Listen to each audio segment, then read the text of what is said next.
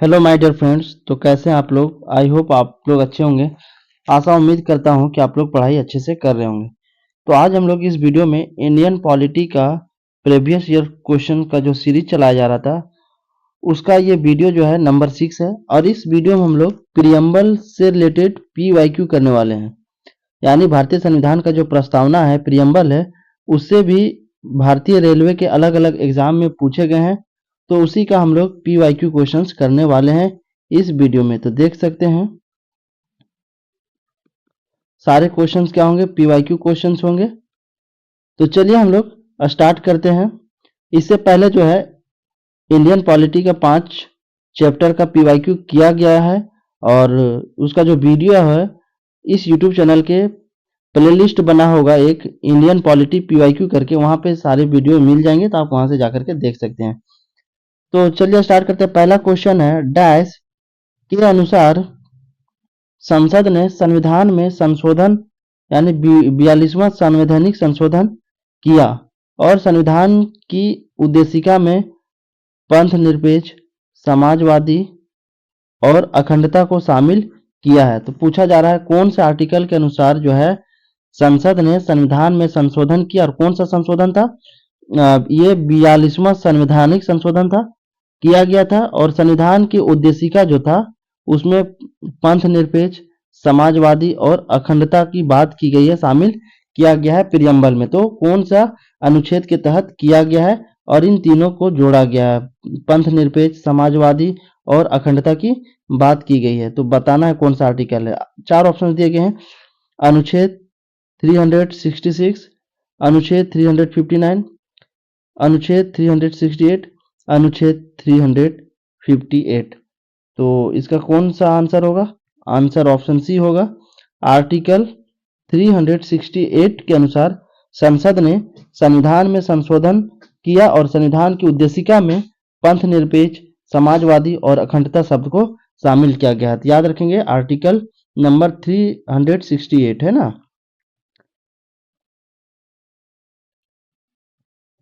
अब आगे बात करते हैं, अगला प्रश्न क्या पूछा गया था।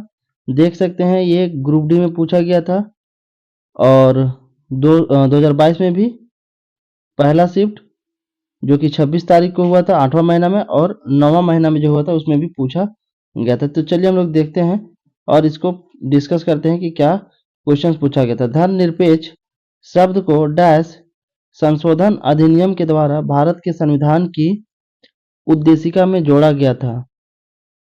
42वें, 44वें, ऑप्शन सी पहले, ऑप्शन डी 7वें। तो इसका राइट आंसर कौन सा होगा? 42वें संशोधन में।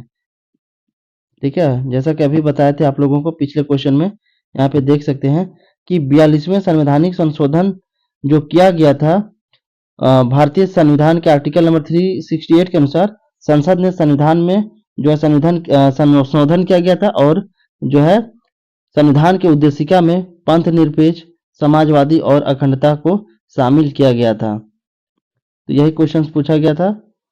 तो इसका राइट आंसर होगा 42वें संशोधन, है ना। 42वें संशोधन इसका बिल्कुल राइट आंसर बनेगा। चलिए आगे बात करते हैं, अगला प्रश्न क्या है। ये भी रेलवे ग्रुप डी में पूछा गया है। भारतीय संविधान की प्रस्तावना यानी प्रियम्बल में आए शब्द डैश का अर्थ राज्य के निर्वाचित प्रमुख से है। प्रभुता संपन्न, गणराज्य, समाजवादी, ऑप्शन डी लोकतांत्रिक। तो इसका राइट आंसर कौन सा होगा? ऑप्शन बी गणराज्य, है ना। भारतीय संविधान की प्रस्तावना में जो शब्द आया है गणराज्य, इसका अर्थ है राज्य के निर्वाचित प्रमुख से है। राज्य का जो निर्वाचित प्रतिनिधि होता है एक निश्चित अवधि के लिए चुना जाता है और उसका पद वंशानुगत नहीं होता। ये बातें कही गई है। तो इसका राइट आंसर कौन सा होगा? गणराज्य, है ना। भारतीय संविधान की प्रस्तावना में जो शब्द आया है गणराज्य, गणराज्य, इसका अर्थ क्या है? राज्य के निर्वाचित प्रमुख से है।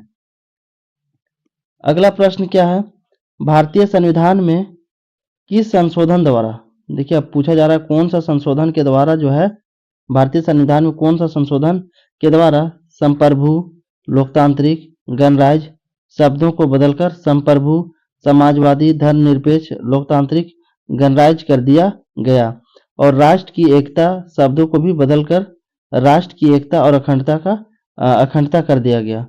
तो बताना है कौन सा संशोधन था। ठीक है, कौन सा संशोधन था आपको ये बताना है। तो पहला ही क्वेश्चन में बताया, दूसरा क्वेश्चन में भी यही क्वेश्चन पूछा गया था। तो 42वां संशोधन देख सकते हैं, ये 25 तारीख वाला जो 2022 में एग्जाम हुआ था रेलवे ग्रुप डी में, उसमें ये क्वेश्चन पूछा गया था। ठीक है, तो भारतीय संविधान के आर्टिकल नंबर 368 में 42वां संशोधन के दौरान करते हुए जो है इन शब्दों को जोड़ा गया है भारतीय संविधान के प्रियम्बल में। अगला प्रश्न क्या है, भारतीय संविधान की उद्देशिका में समाजवादी, पंथ निरपेक्ष और अखंडता शब्द किस संशोधन द्वारा शामिल किए गए थे। भारतीय संविधान की उद्देशिका में समाजवादी, पंथ निरपेक्ष और अखंडता शब्द किस संशोधन द्वारा शामिल किए गए थे। तो ऑप्शन बी 42वें संशोधन है ना, 42वें संशोधन इसका बिल्कुल राइट आंसर होगा। 42वें संविधान संशोधन अधिनियम 1976 द्वारा जो है भारतीय संविधान की उद्देशिका में समाजवादी, पंथ निरपेक्ष और अखंडता शब्द शामिल किया गया था। तो याद रखेंगे जो है 42वें संशोधन अधिनियम, 42वें संविधान संशोधन अधिनियम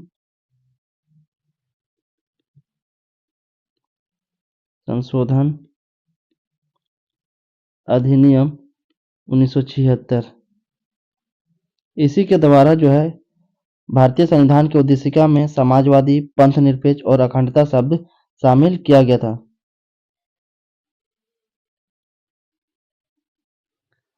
आगे बढ़ते हैं, अगला प्रश्न क्या है, एक संक्षिप्त परिचयात्मक वक्तव्य जो संविधान के मार्गदर्शक उद्देश्य, सिद्धांतों और दर्शन को निर्धारित करती है वो क्या कहलाती है। अनुच्छेद, मौलिक आधार कहलाती है, प्रस्तावना ऑप्शन डी, धारा या फिर खंड कहलाती है। ठीक है, तो क्या कहलाती है, प्रस्तावना कहलाती है। प्रस्तावना अगर आप देखेंगे प्रियम्बल क्या है, तो संविधान में जो बातें कही गई है, तो संविधान के जो मार्गदर्शक जो उद्देश्य है, सिद्धांत है, ठीक है, उसी को निर्धारित करती है प्रियम्बल। ठीक है, प्रस्तावना जो कि क्या है, संक्षिप्त परिचयात्मक है, एक संक्षिप्त रूप है भारतीय संविधान का जहाँ पे बहुत अहम बातें कही गई है। तो प्रियम्बल यानी प्रस्तावना इस क्वेश्चन का बिल्कुल राइट आंसर है। आगे बढ़ते, अगला प्रश्न क्या पूछा गया था, एनटीपीसी में देख सकते हैं पूछा गया ये प्रश्न है, 1973 में केशवानंद भारती केस में इस सवाल को उठाया गया था कि प्रस्तावना को, देखिए 1973 में केशवानंद भारती केस में इस सवाल को उठाया गया था कि प्रस्तावना जो है उसको पूरी तरह से बदला जा सकता है, धाराओं में विभाजित किया जा सकता है, ऑप्शन सी संशोधित किया जा सकता है, ऑप्शन डी संशोधित नहीं किया जा सकता है। तो ऑप्शन सी संशोधित किया जा सकता है ना। 1973 में केशवानंद भारती केस में इस सवाल उठाया गया था कि प्रस्तावना को क्या है, संशोधित किया जा सकता है, अमेंडेड किया जा सकता है। तो ऑप्शन सी बिल्कुल राइट आंसर है। निम्नलिखित में से किसके अंतर्गत भारत को एक धर्मनिरपेक्ष राज्य के रूप में वर्णित किया गया है। भारत जो है एक क्या है, धर्मनिरपेक्ष राज्य है। तो धर्मनिरपेक्ष राज्य के रूप में जो भारत को वर्णित किया गया है वो किसके अंतर्गत किया गया है, संविधान की प्रस्तावना के अंतर्गत, राज्य के नीति निर्देशक तत्व के अनुसार, ऑप्शन सी अनुच्छेद 44, अनुच्छेद 475 के तहत। तो इसका सही आंसर जो है आप लोगों को बताना है। 4 ऑप्शंस दिए गए हैं, ये भी एनटीपीसी में पूछा गया है। तो राइट आंसर कौन सा होगा, संविधान की प्रस्तावना इसका बिल्कुल राइट आंसर होगा ना।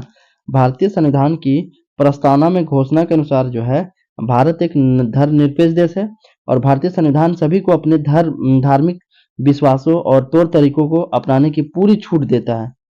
तो धर्म को राज्य से अलग रखने की इसी अवधारणा को, इसी कॉन्सेप्ट को धर्मनिरपेक्षता कहा जाता है। धर्मनिरपेक्षता का मतलब क्या हो गया कि किसी भी जाति को यानी सभी को क्या है, अपने धार्मिक विश्वासों को, तौर तरीकों को अपनाने की क्या है, आजादी है, छूट है, इसी को धर्मनिरपेक्ष कहा गया है। तो इसको जो है किस रूप में वर्णित किया गया, संविधान की प्रस्तावना, इसका बिल्कुल सही ऑप्शन होगा संविधान की प्रस्तावना, option A will be the right answer. चलिए आगे बात करते हैं, अगला प्रश्न क्या है, भारत द्वारा धर्मनिरपेक्षता स्वीकार किए जाने के कारण भारतीय नागरिक को निम्नलिखित में से कौन सा अधिकार प्राप्त है? तो अभी पता है कि सभी को अपने सभी नागरिक को क्या है, भारत के सभी नागरिक को अपनी इच्छा अनुसार धर्म को फॉलो कर सकते हैं, धार्मिक विश्वासों को, धार्मिक अपने तौर तरीकों को अपनाने की छूट दी गई है, आजादी है। तो अपनी इच्छा अनुसार धर्म के अनुसरण का अधिकार स्वतंत्र है। ये बात तो बिल्कुल सही है। धर्मनिरपेक्षता का यही मतलब हुआ कि अपनी इच्छा अनुसार धर्म के अनुसरण कर सकता है और उसका अधिकार भी है, स्वतंत्र है। स्वयं को अभिव्यक्ति करने का अधिकार है। इच्छा अनुसार कई भाषाएं बोलने का अधिकार है। ऑप्शन सी, संसदीय चर्चाओं में भाग लेने का अधिकार है। तो धर्मनिरपेक्षता जो है, भारत द्वारा जो धर्मनिरपेक्षता स्वीकार किया गया है, इसके कारण भारतीय नागरिकों को जो है अपनी इच्छा अनुसार धर्म के अनुसरण का अधिकार प्राप्त है। तो ऑप्शन ए सही आंसर है। आगे देखिए अगला प्रश्न क्या है, संविधान के निर्माताओं की सोच भारत के संविधान के किस हिस्से में परिलक्षित होती है? मौलिक कर्तव्य, नागरिकता, प्रस्तावना, मौलिक अधिकार। तो प्रस्तावना। संविधान के निर्माताओं की जो सोच है भारत के संविधान के प्रस्तावना में परिलक्षित होती है, प्रियम्बल में। आगे बढ़ते हैं, अगला प्रश्न है, संविधान का कौन सा भाग इसके निर्माताओं की भावनाओं और आदर्शों को दर्शाता है?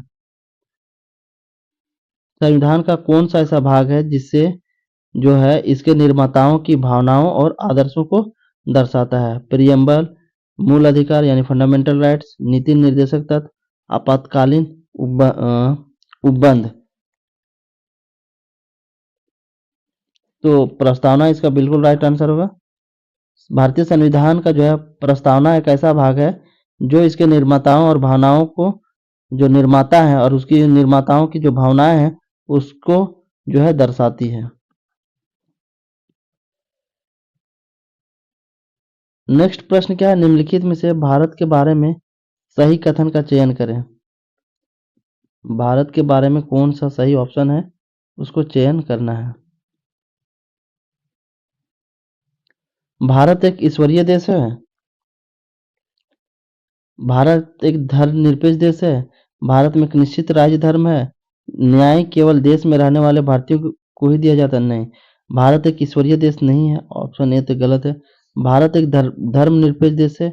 ये बात बिल्कुल सही किया गया कि भारत में रहने वाले सभी नागरिकों को जो है अपनी आज़ादी है कि अपने तरीके से इच्छा अनुसार कोई भी धर्म को मान सकते हैं। उसके धर्म की जो विश्वास है, भावनाएं हैं, उसको पालन कर सकते हैं। तो ऑप्शन बी, भारत एक धर्मनिरपेक्ष देश है। भारत में एक निश्चित राज्य धर्म नहीं, ये भी कहना गलत होगा कि भारत में जो है एक निश्चित राज्य धर्म है।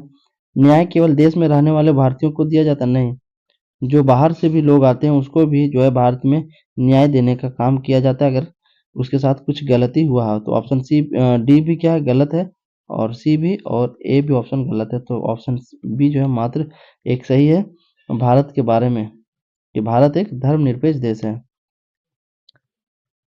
भारत के संविधान की प्रस्तावना प्रियम्बल में प्रयुक्त शब्द गणतंत्र सूचित करता है।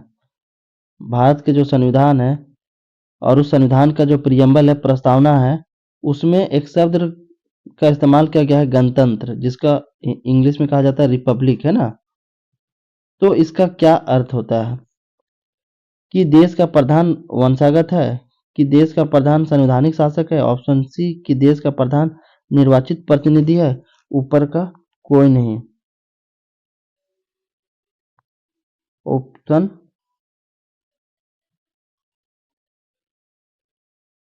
तो इसका राइट आंसर कौन सा होगा? इसका जो सही आंसर होगा ऑप्शन सी, कि देश का जो प्रधान होगा निर्वाचित प्रतिनिधि होगा, है ना। ऑप्शन सी क्या होगा? रिपब्लिक का ही मतलब होता है कि जो देश का जो प्रधान होगा, मुखिया होगा, वो जनता के द्वारा चुना जाएगा। भारत एक ऐसा लोकतांत्रिक देश है जहाँ पे जनता की जो प्रतिनिधि होती है खुद चुनते हैं, जहाँ पे जनता क्या होती है, मालिक होती है। ठीक है, तो जनता के जो प्रतिनिधि होते हैं वो देश के जनता के द्वारा इलेक्ट किए जाते हैं, चुने जाते हैं। तो ये ऑप्शन सी बिल्कुल राइट आंसर है। ठीक है, भारतीय संविधान के जो प्रस्तावना है, प्रियम्बल है, उसमें जो गणतंत्र शब्द सूचित किया गया, इसका मतलब ये है कि देश जो है, भारत देश का जो प्रधान होगा वो निर्वाचित प्रतिनिधि होगा, यानी लोगों के द्वारा चुना गया प्रधान है। इस तरीके से जो पीवाईक्यू क्वेश्चंस पूछे गए थे प्रियम्बल से हम लोगों ने देखा, और ये जेईई में क्वेश्चन पूछा गया था 2014 में। हम लोग कल करेंगे सिटीजन से, है ना, अगला हम लोग करेगा सिटीजनशिप, जो कि कल के क्लास में करेंगे सिटीजनशिप, जिसे हिंदी में नागरिकता कहा जाता है। इससे रिलेटेड जो पीवाईक्यू क्वेश्चन है, बहुत सारे क्वेश्चंस पूछे गए हैं रेलवे में, उसको हम लोग कल के क्लास में करने का काम करेंगे। तो फिर मिलते हैं नेक्स्ट अपडेट के साथ। Thanks for watching.